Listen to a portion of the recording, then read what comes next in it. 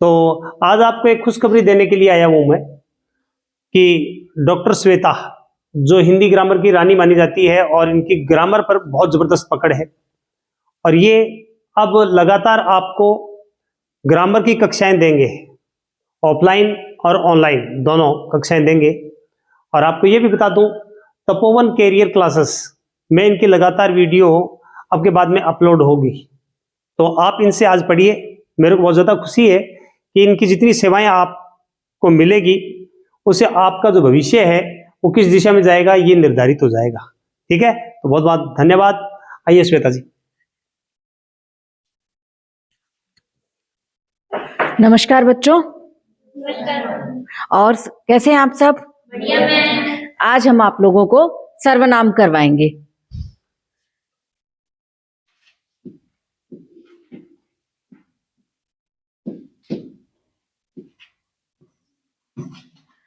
सर्वनाम, सर्वनाम यानी कि सबका नाम। सर्व का अर्थ क्या होता है? सबका। सर्वनाम दो शब्दों से मिलकर बना है। सर्व प्लस नाम।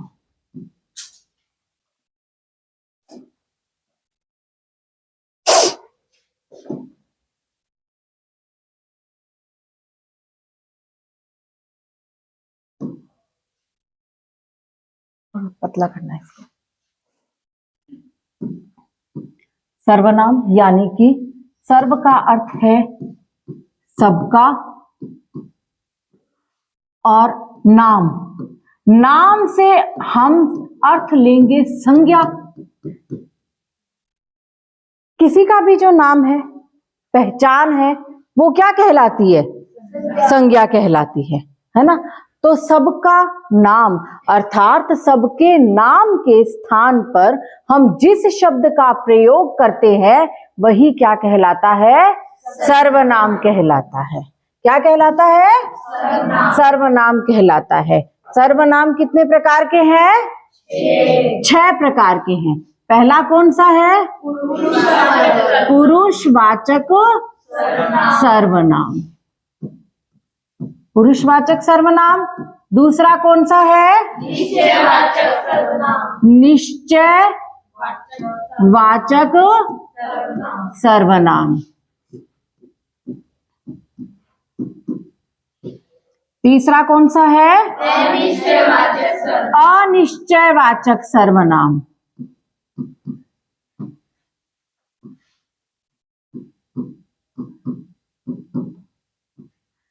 चौथा कौन सा है? प्रश्नवाचक सर्वनाम।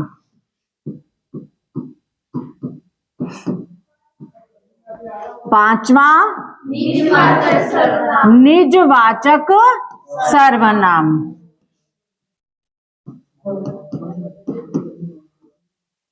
छठा कौन सा है? संबंधवाचक सर्वनाम।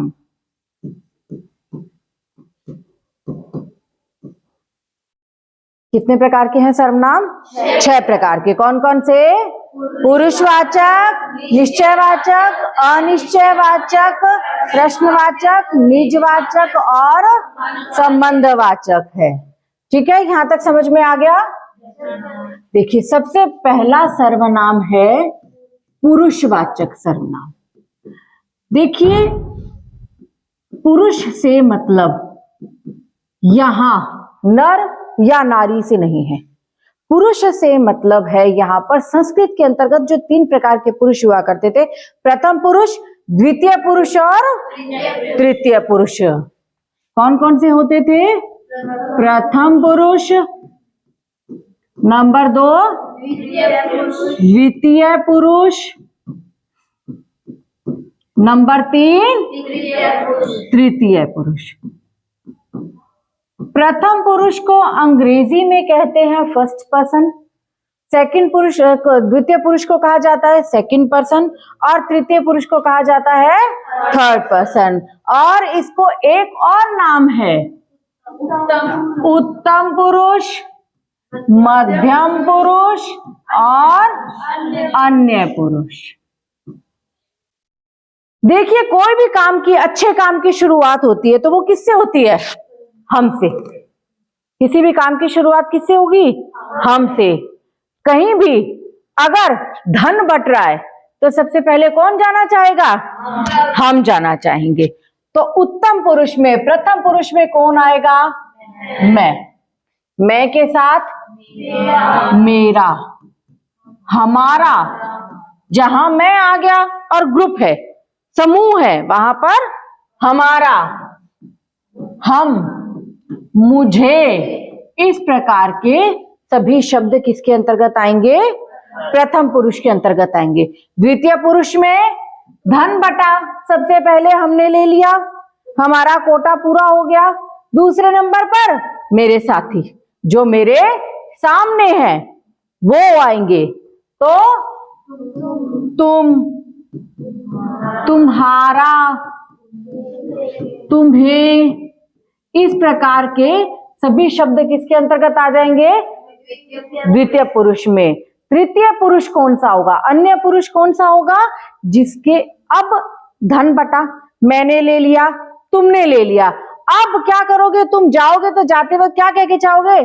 जो बचा वो जो आए उसका, जो आएगा उसका। तो अन्य पुरुष में वे, वह, उसे, उन्हें, उनका। इस प्रकार के शब्दों का प्रयोग किया जाता है। आसान भाषा में यदि कहें, बोलने वाला व्यक्ति प्रथम पुरुष, सुनने वाला व्यक्ति द्वितीय पुरुष, और जिसके बारे में बात की जा रही है वह तृतीय पुरुष। समझ में आ गया? बिल्कुल अच्छे से। अब जैसे कहा जाए कि वह व्यक्ति,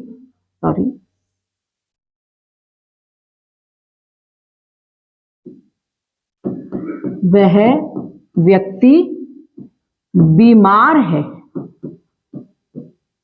अब आपको अंडरलाइन करके प्रश्न पूछा जाएगा कि वह शब्द किसके अंतर्गत आता है।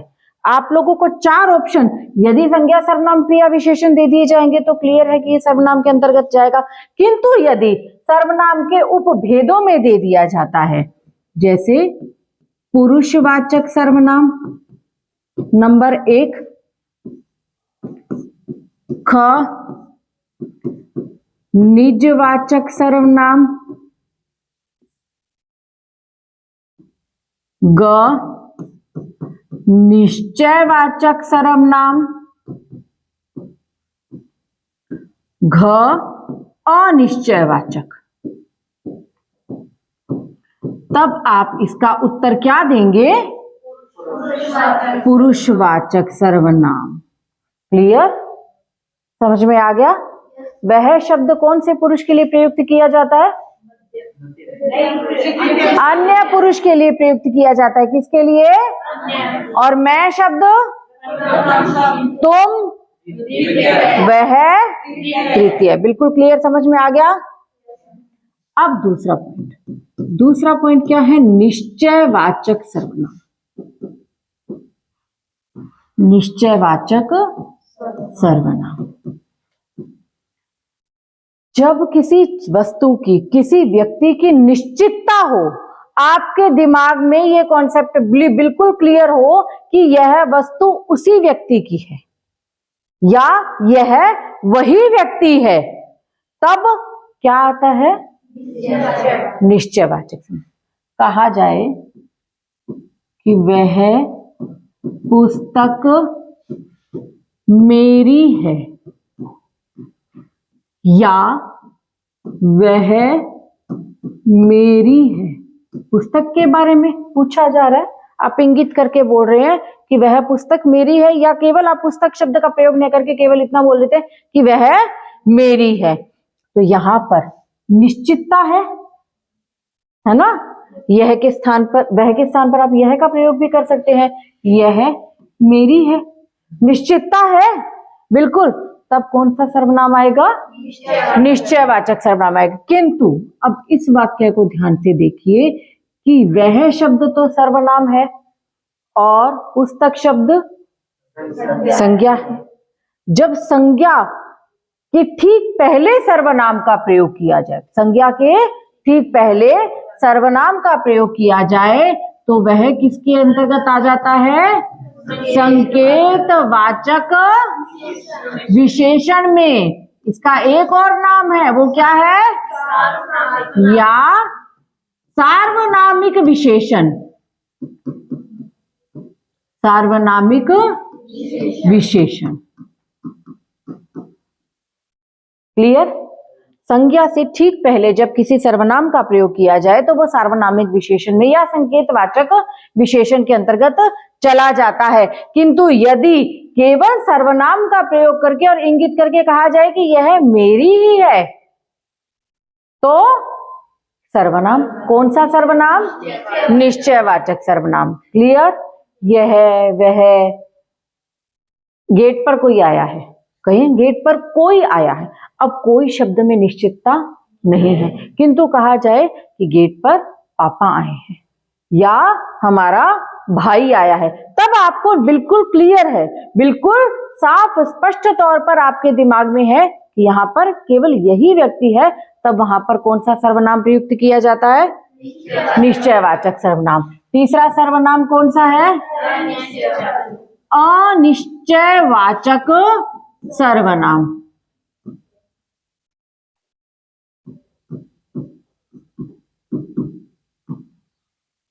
कोई, किसी, कुछ, इन शब्दों का प्रयोग किया जाता है अनिश्चय, है ना। ठंड का टाइम है, आप लोग अंदर कमरे में बैठे हैं, घंटी बजे, तो आप क्या कहेंगे? अंदर बैठे बैठे कोई आया है, क्या वाक्य बोलेंगे हम? कोई आया है। अब कोई शब्द बोल दिया, इसका मतलब अभी तक कोई निश्चितता नहीं है कि क्या कौन आया है। दूसरा वाक्य, चाय में, दूध में आपको कुछ गिरा हुआ मिले तो आप क्या कहेंगे? कुछ गिर गया, है ना। आप बैठे हैं, आपको एकदम से कुछ गिरने की आवाज आए, आप क्या बोलेंगे? कुछ गिर गया, है ना, या कोई गिर गया। दो वाक्यों का प्रयोग किया जाएगा, या तो कोई गिर गया या कुछ गिर गया। देखो, जितने भी निर्जीव पदार्थ हैं या जानवर हैं, उनके लिए प्रयोग किया जाएगा क्या? अपदार्थ वस्तु, अपदार्थ। उनके लिए क्या प्रयुक्त किया जाएगा? कुछ।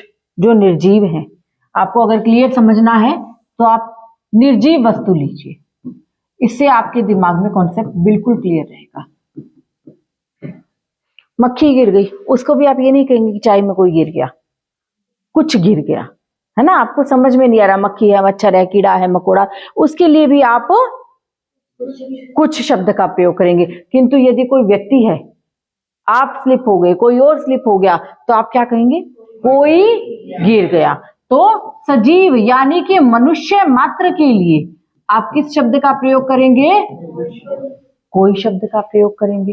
अब यहां कोई है, कुछ है, इन शब्दों से निश्चितता नहीं हो रही, क्लियर नहीं हो रहा कि बात किसके बारे में की जा रही है। तब वहां पर कौन सा सर्वनाम होगा? अनिश्चयवाचक सर्वनाम, या कुछ शब्द का। कुछ तो है, संदेह है ना, निश्चितता नहीं है, तो वहां पर कौन सा सर्वनाम होगा? अनिश्चयवाचक सर्वनाम। क्लियर? यहां तक समझ में आ गया आप लोगों को? चौथा पार्ट, चौथा पार्ट कौन सा है? प्रश्नवाचक सर्वनाम।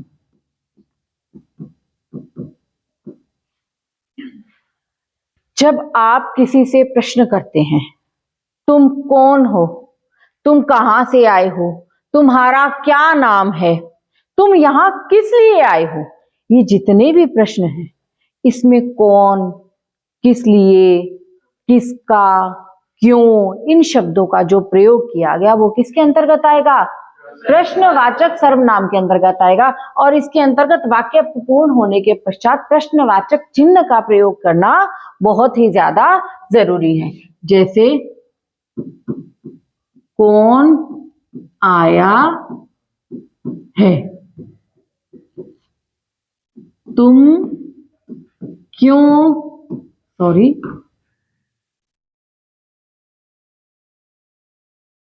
क्यों आए हो,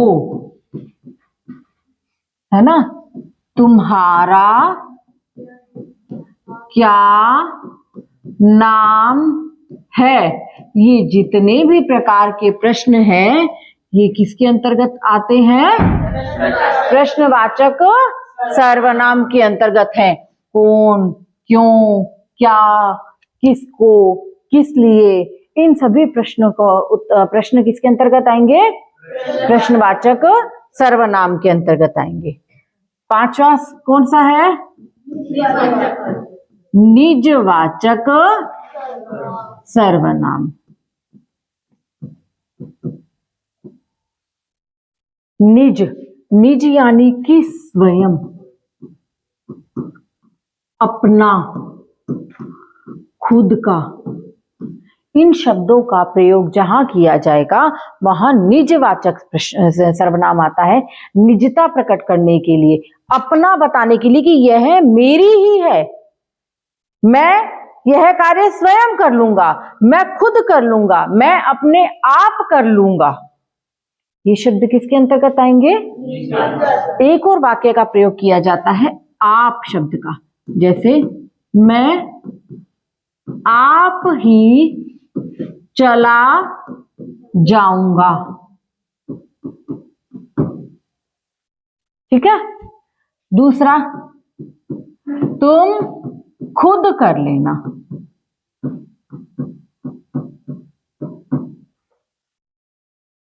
तीसरा, मेरा अपना घर है। चौथा, मैं स्वयं ही पढ़ लूंगा। तो निजता प्रकट करने के लिए इन शब्दों का प्रयोग किया जाता है। कौन कौन से? स्वयं, अपना, खुद, आप। ये जो आप शब्द है इसे आप ध्यान रखना। जैसे ही सर्वनाम कंप्लीट होंगे इस आप शब्द की मैं व्याख्या करूंगी, क्योंकि ये आप शब्द सर्वनाम के अंतर्गत 3 स्थानों पर प्रयुक्त किया जाता है। एक तो आपके सामने है निजवाचक के अंतर्गत, अभी और इसको बताएंगे हम। छठा कौन सा है? संबंधवाचक सर्वनाम। संबंधवाचक सर्वनाम, जो, सो, यह, वह, इन शब्दों का प्रयोग। जो सोवत है सो होवत है, जो जागत है सो पावत है। यह, वह, इन शब्दों का प्रयोग जो किया जाता है वो किसके अंतर्गत किया जाता है? संबंध, दो वस्तुओं के मध्य, दो वाक्यों को जोड़ने के लिए जिन शब्दों का प्रयोग किया जाता है वो शब्द किसके अंतर्गत आते हैं? संबंधवाचक सर्वनाम के अंतर्गत आते हैं। जैसे जो सोवत है सो खोवत है। ठीक है। जो, सो, यह, वह, इन शब्दों का प्रयोग किसके अंतर्गत किया जाता है? संबंधवाचक सर्वनाम के अंतर्गत किया जाता है। अब फिर से देख लें, सर्वनाम कितने प्रकार के हैं? 6 प्रकार के। पहला कौन सा है? पुरुषवाचक सर्वनाम। इनके नाम याद होने आपको बेहद जरूरी है, क्योंकि परीक्षा में नाम पूछ लिए जाते हैं। नंबर 2 कौन सा है? निश्चयवाचक सर्वनाम। तीसरा कौन सा है? अनिश्चयवाचक सर्वनाम। चौथा प्रश्नवाचक सर्वनाम। जो 5वां निजवाचक सर्वनाम। छठा संबंधवाचक सर्वनाम। याद कर लीजिएगा, सबसे पहले आपके घर पे कोई पुरुष आया, आपने निश्चितता करने की कोशिश की कि कौन आया, आप निश्चित नहीं हुए, अनिश्चय की स्थिति रही कि कौन आया, कोई आया है, अनिश्चितता की स्थिति रही, कोई आया है।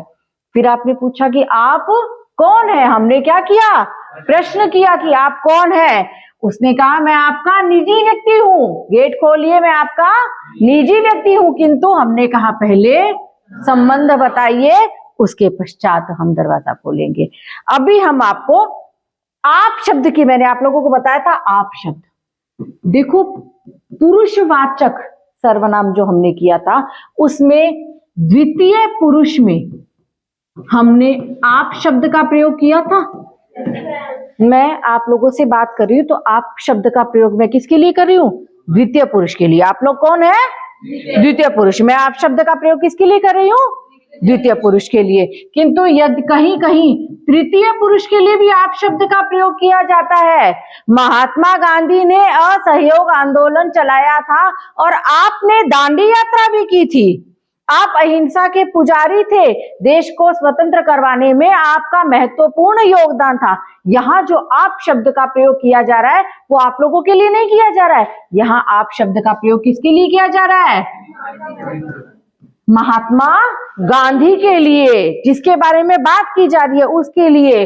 और चौथा आप शब्द का प्रयोग किसके लिए किया जाएगा, तीसरा निजवाचक सर्वनाम के अंतर्गत किया जा रहा है ना, किसके लिए, निजता प्रकट करने के लिए। तो आप शब्द का प्रयोग सर्वनाम के अंतर्गत 3 स्थानों पर किया जाता है, द्वितीय पुरुष के लिए, तृतीय पुरुष के लिए और निजवाचक सर्वनाम के लिए किया जाता है। किंतु इसका निर्धारण वाक्य करेगा।